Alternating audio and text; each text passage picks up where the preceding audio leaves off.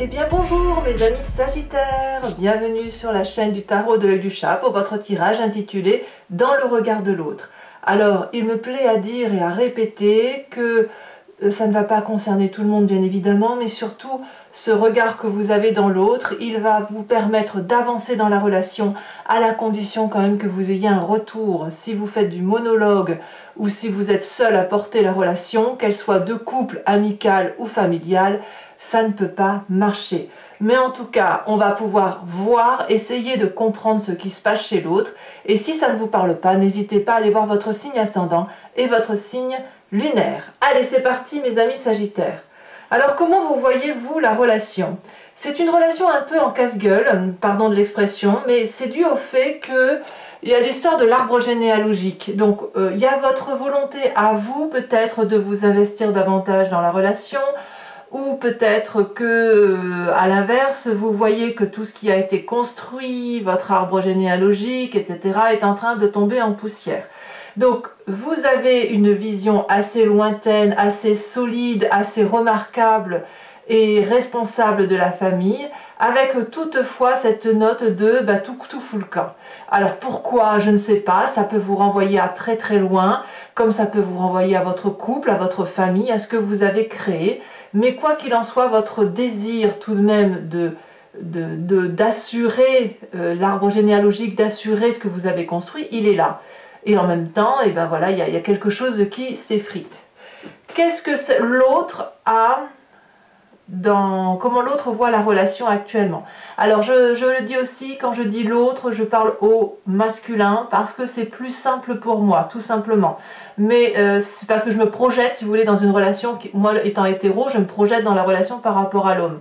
Mais si vous êtes cet autre peut être une femme, ça peut être un homme évidemment, vous pouvez même être plusieurs si vous le souhaitez, peu importe, l'important c'est que ça résonne en vous, d'accord? L'autre, comment l'autre voit la relation par rapport à vous?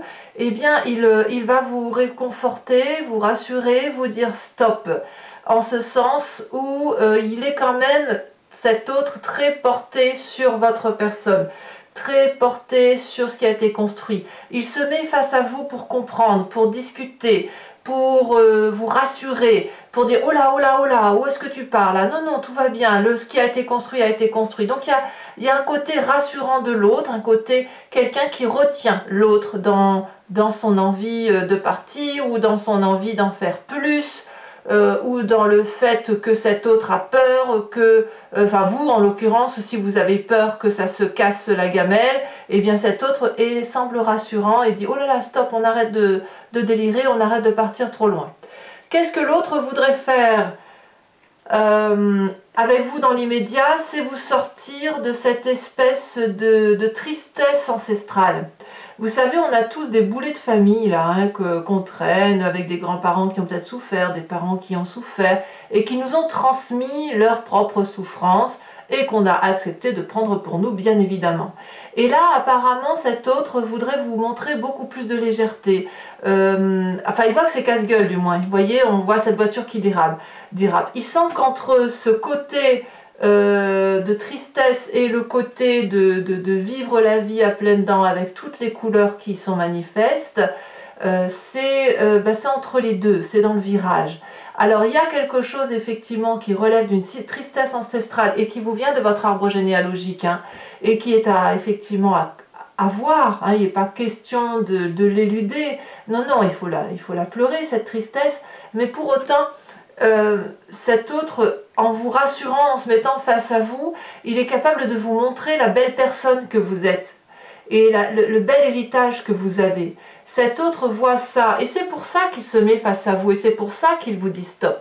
Voyez? Alors si vous avez une mésestime de vous en ce moment, eh bien cet autre est plutôt là pour mettre un peu de couleur, mettre un peu de gaieté, pour dire de faire de votre vie quelque chose de plus chaleureux. Sur du long terme, qu'est-ce que cet autre voit? Eh bien, sur du long terme, il voit la splendeur du côté un peu charnel. Il y a un côté très physique, hein, chez l'autre. Chez cet autre, hein, un côté qui ne voit vraiment que le beau, la belle personne, et vraiment la personne en tant que telle, physiquement, avec son intégrité. Et puis, sur du long terme, ce qu'il voit, c'est qu'il n'y a plus de problème.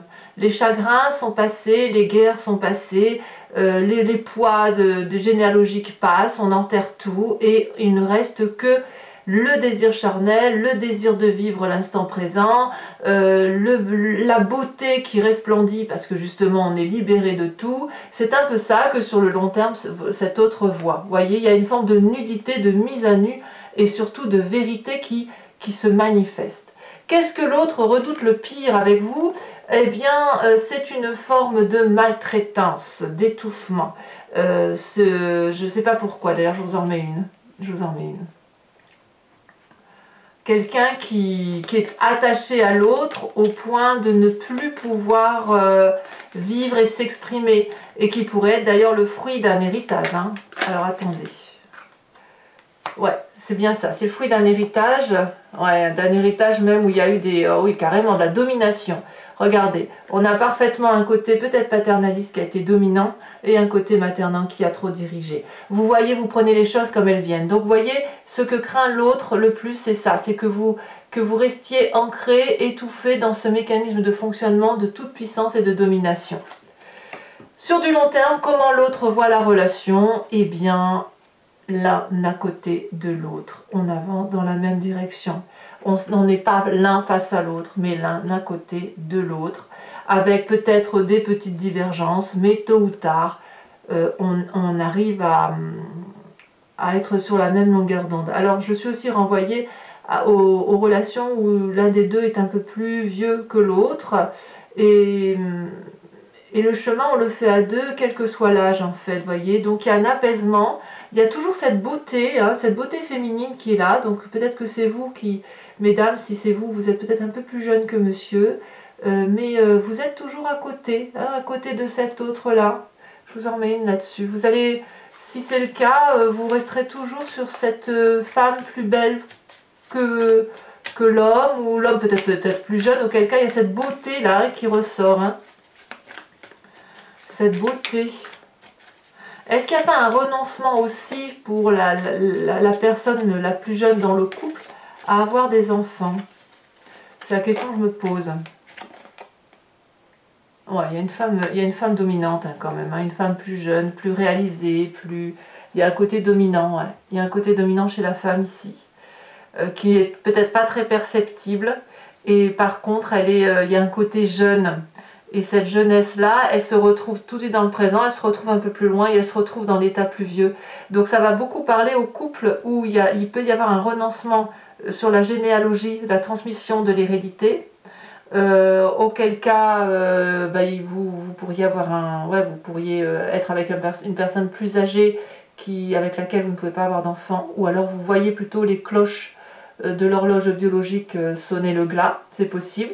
Et puis on a cet autre qui est rassurant et qui ne voit toujours que la beauté, mais vraiment le côté charnel, l'éblouissement de la personne que vous représentez. Donc on a quand même quelqu'un qui est assez rassurant. Attention toutefois à la colère, à la domination qui pourrait ressurgir du fait d'un passé lourd. Hein. Voilà. Voilà mes amis Sagittaires. Je ne vais pas aller plus loin pour ne pas encombrer les messages.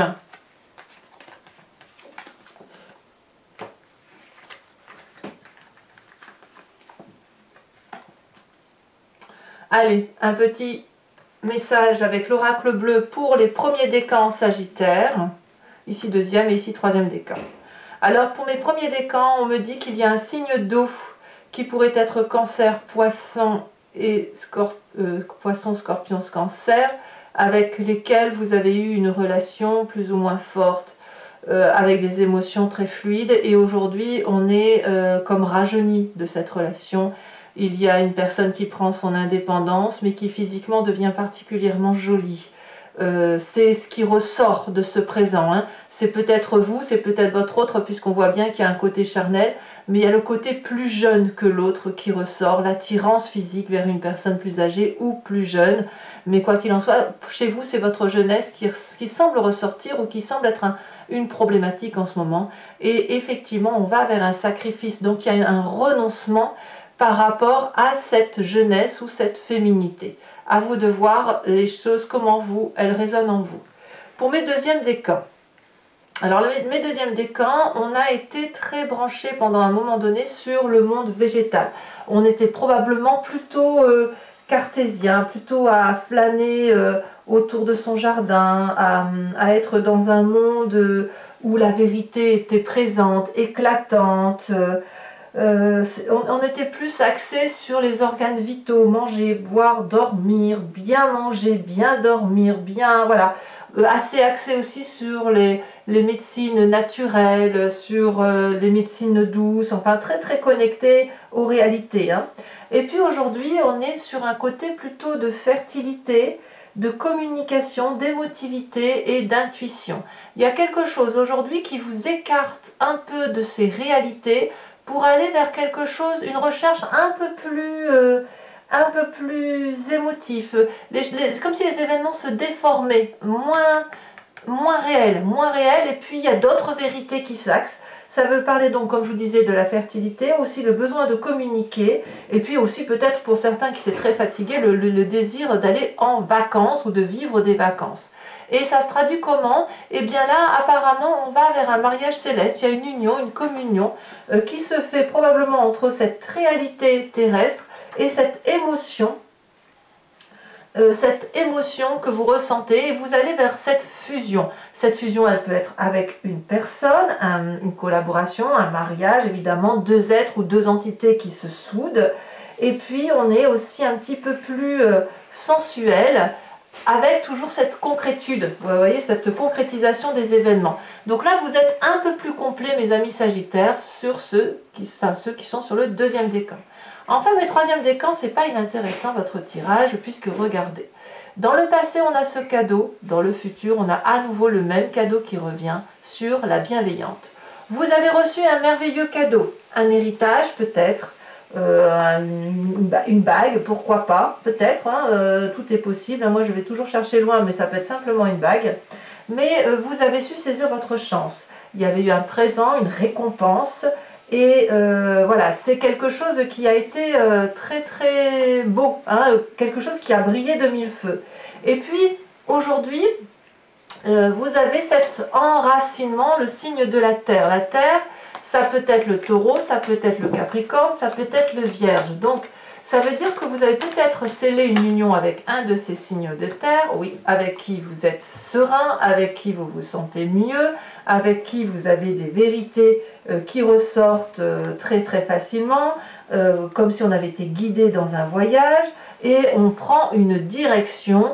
On s'allie avec peut-être ce signe de terre. Peut-être que c'était une bague de fiançailles, que vous allez vous marier, ou que ce cadeau n'était qu'un précepte, que les prémices d'une union beaucoup plus forte, beaucoup plus éveillée, avec un bel état, un aboutissement. Aujourd'hui, vous êtes peut-être en train de vous installer avec cette personne. Et aujourd'hui, et demain, on a ce cadeau qui ressort avec la bienveillante. Hein, on voit très bien, c'est exactement le même cadeau, ça brille de la même façon, si ce n'est que ça rayonne. Ici, on va accepter un meilleur soutien, on va accepter le soutien de cette personne de terre qui est bienveillante avec nous, qui est sereine.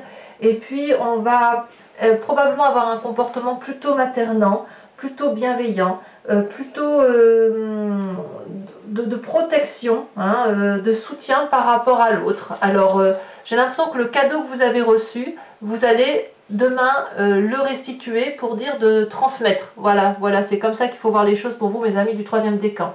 Voilà, mes amis Sagittaires, votre tirage est terminé. J'espère qu'il vous aura convenu, qu'il aura résonné en vous. Moi, j'étais ravie de vous le faire. Je vous souhaite un excellent mois d'août. Sachez que vous avez votre tirage général qui est sur YouTube et aussi en approfondi sur Vimeo. Et vous avez également sur Vimeo l'exclusivité de votre tirage sentimental, émotionnel et amoureux qui vous concerne vous. Je vous dis à très bientôt pour des prochaines vidéos. Je vous embrasse bien fort. Bisous, bisous.